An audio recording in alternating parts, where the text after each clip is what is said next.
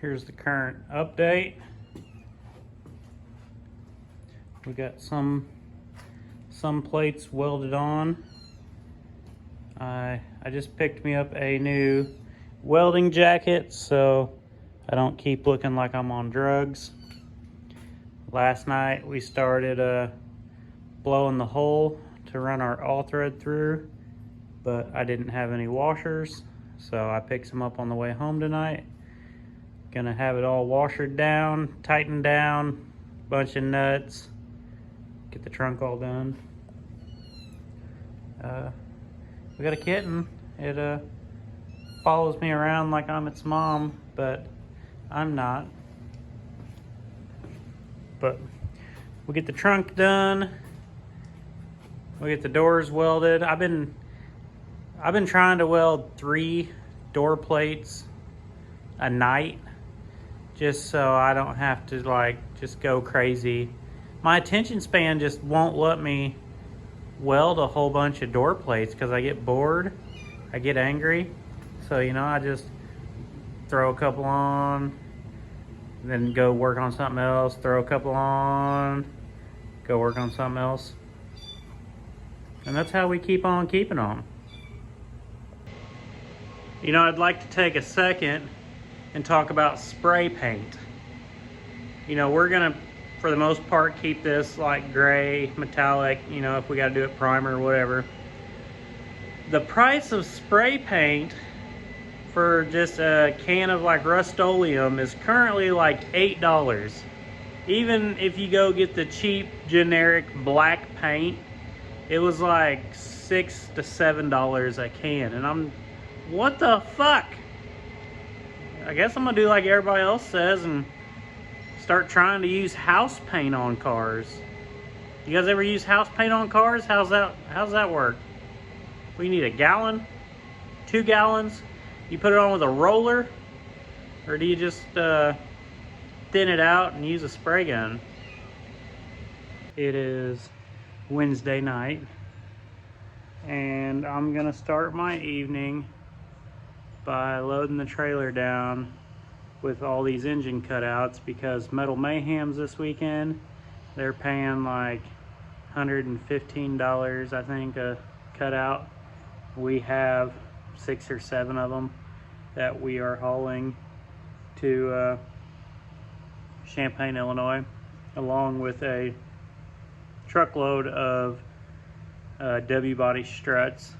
So, it's gonna be probably close to $1,000 we make this weekend hauling a load of junk to Northern Illinois. So that's what we got going on tonight. Once I get the trailer loaded down, we will be back in here welding on this girl. I got home, at 4 o'clock. Said, hey, I'll load up these engines for Metal Mayhem, and then we'll come work on this car. It's 8 o'clock. Like I'm drenched. It's hot. I'm sweaty. I've probably lost a gallon of blood from all the freaking mosquitoes.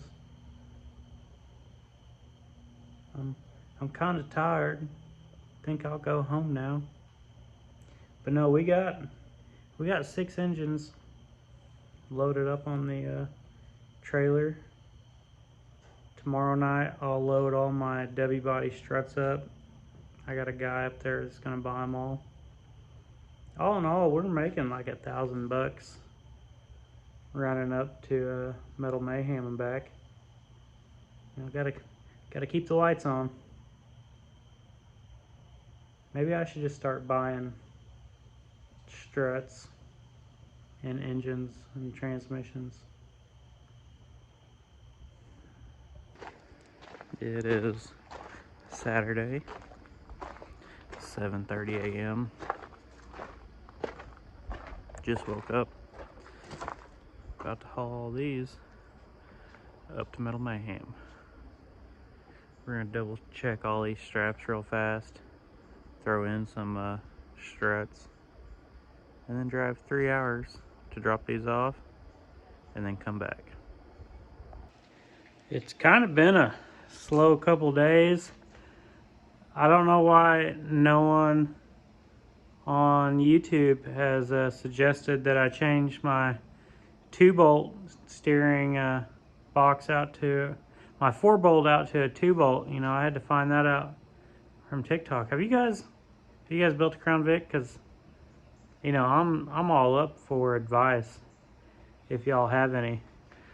But we put the steering box off of the RCR Lincoln Continental on here, and I changed out the pitman arms because they're different lengths, and I went and bought a pitman removal tool, and it was like $21 to buy it.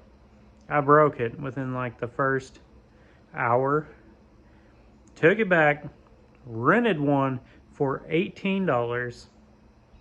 It took them both off, so I got them swapped. And guess what? I'm not taking it back. I'm gonna keep it because I got a feeling, you know, we might have to do this again. But somewhere in all of the chaos, I lost the nut that goes from the pitman arm to the center link. And it's like a fine thread. It's not a castle nut, so it's probably like a nylon nut. Spent about an hour today Googling what kind of nut that is. Couldn't find it. Then I remembered I have another 98 to 02 out in the yard, so I'm gonna go steal the nut off that. We also got the bumper straps torched out. Gonna clean them up. Start welding those on. And then today we got our bell for our transmission. This one is a 1/2 inch short, so it will bolt up to our cradle. The bell that's on my transmission currently is a standard bell. It came with it. That would be made for running it with just no cradle, or like a lower cradle one that doesn't, you know, bolt to the back. So since I'm running a 1/2 inch cradle, I need a 1/2 inch shortened bell. I'm gonna get back to welding, putting these bumper straps on. Soon we'll be putting the engine in this thing. We are almost a month away from Blizzard Bash. Thank you guys for following along. Hit like, subscribe if you haven't. Check out the website. Link's gonna be in the bio. Here we go.